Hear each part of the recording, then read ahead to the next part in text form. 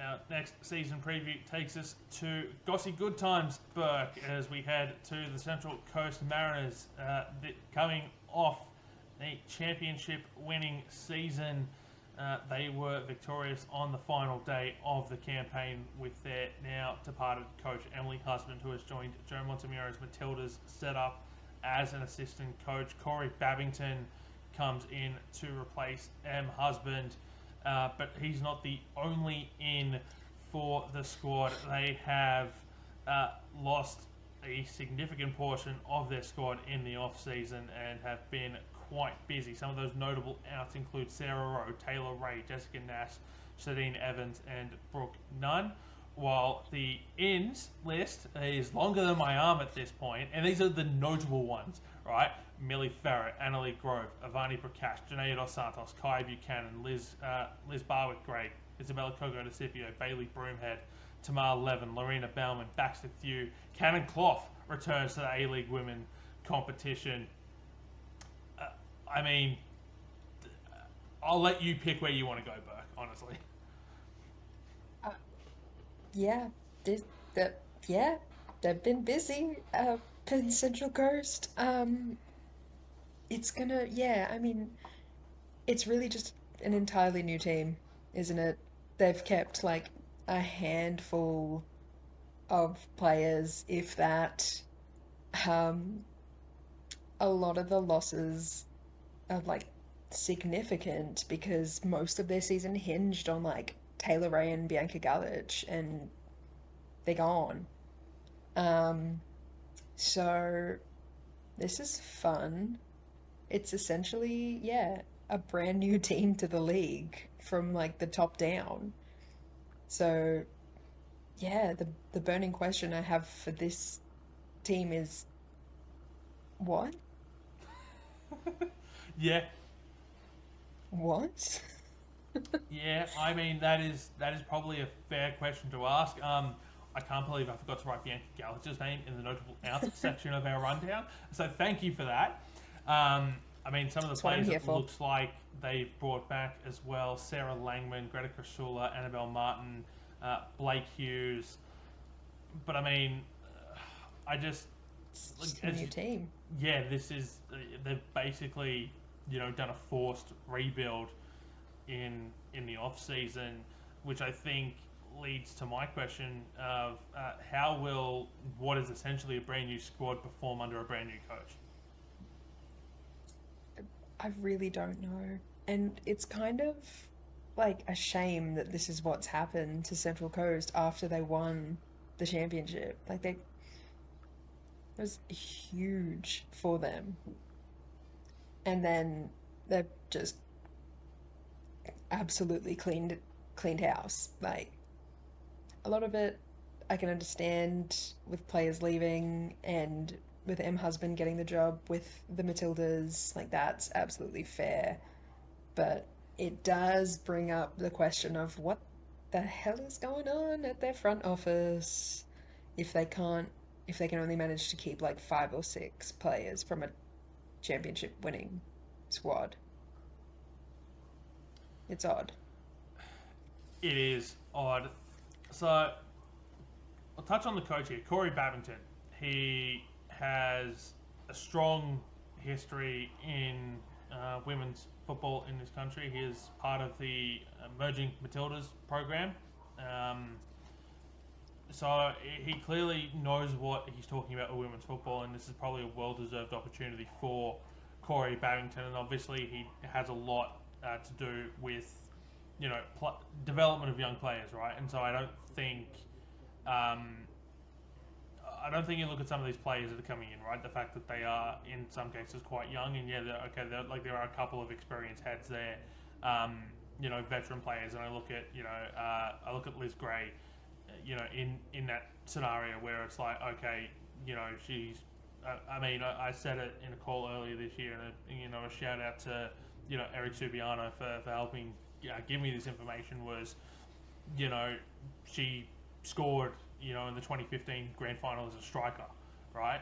The NPL New South Wales grand final as a striker.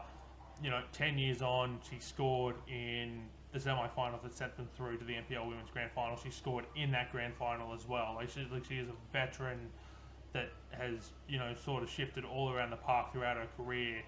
And so having that experienced head there, can definitely help some of these younger players. But I mean, it's absolutely no surprise to me that he's gone, the Babington has gone through some of the young talent that the NPL Women's New South Wales has to offer when he's built this squad, because it's talent he'll be, quite familiar with, given his propensity for youth development.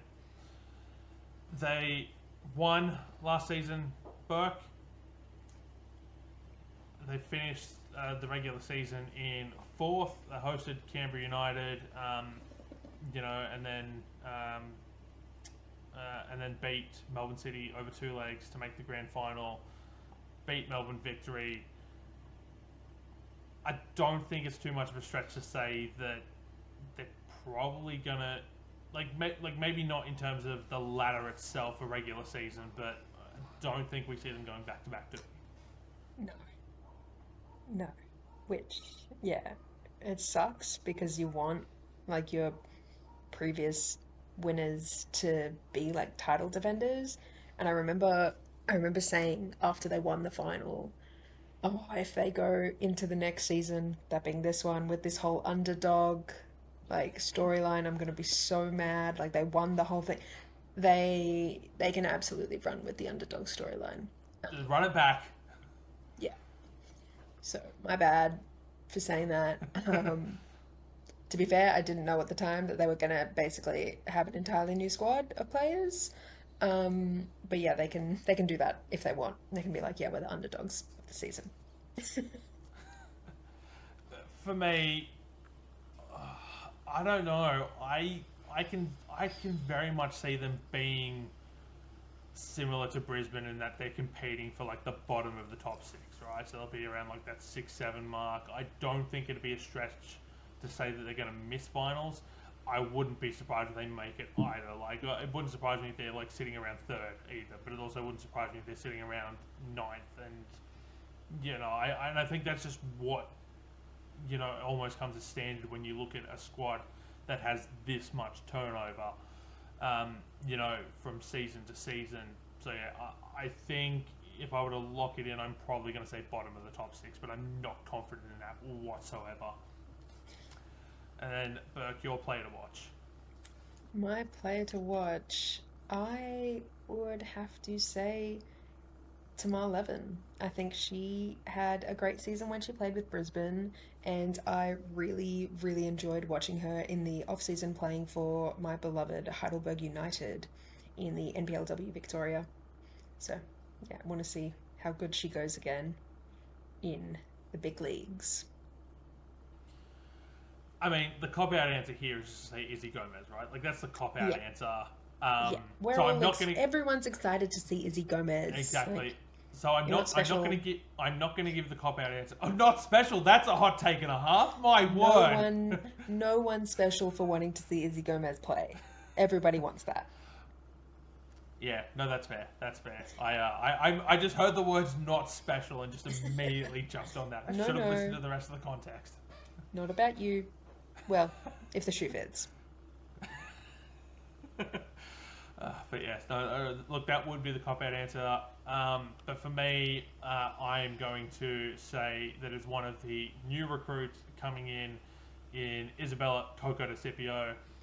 I may be biased because I very much enjoyed watching her for Bulls FC this year. We have had her on the podcast before. She talked about wanting that A-League women's contract, talked about her time in Italy because she couldn't get that A-League women's contract, came back to Bulls FC, had a breakout year in the NPL Women's New South Wales. And look, to be fair, this is someone who I have had my eye on for a very long time. And when the Mariners came into the competition, or I should say were re-entered back into the competition a few years ago, I wrote for a website that sadly no longer exists, The Inner Sanctum. I did a piece, 5 players that M. Husband should look at signing, for the for the return back into the competition, that I had on that list Isabella Coco-Scipio, because I liked watching her when she was at I want to say it was Apia Leichhardt at the time. I liked watching her at different points. I thought I saw a lot of the potential that she had there, and I thought, okay, if there's someone who could probably get the best out of Coco-Scipio, it would have been Husband, and maybe it was a good way to get it integrated into the A-League women. Obviously, that never transpired, but she's heading there now. She'll get I'd imagine she would get a chance under Kory Babington after a breakout season in the NPL Women's New South Wales competition.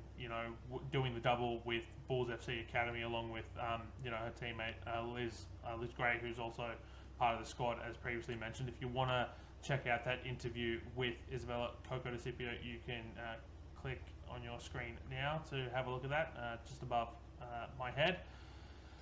I think, honestly, I'm gonna change this up on the fly from the rest of what we've done for our season previews. I'm gonna give you a second player here to watch, Burke, because I think there's just so many players that have come in. I think Cannon Clough. I'm very intrigued about her whole situation because she played for Canberra and seemed to really enjoy it, and then on her exit to go play for the Super League in the US, I want to say, the second tier league. Yes, there. She went to Carolina Ascent. That's the one. She wrote in like an exit interview kind of thing that the money wasn't she wasn't adequately financially remunerated for her services, which none of them are. But I'm interested to see what's changed that's brought her back. I mean, maybe it's the lifestyle. Gossy Good Times really feels a lot better than, what was it, Carolina? Yeah, can't really compete with that. But she was also a great player when she was with Canberra, so I'm very excited to see her again. Yeah, I think that is a very good shout. Look, I'm going to go with Lorena Baumann. She's made the move in from the Newcastle Jets. She goes to the other side of the F3 derby in what is probably a shock signing for mine. So I'm very excited to see what it's like on the other side of the F3 derby for her. We know how spicy those games can get. A couple of the women's matches in the short history of their time back into the competition have already been quite spicy, and so I wonder how quickly Baumann endears herself to her new teammates and the new fans in Gosford in a derby, Burke.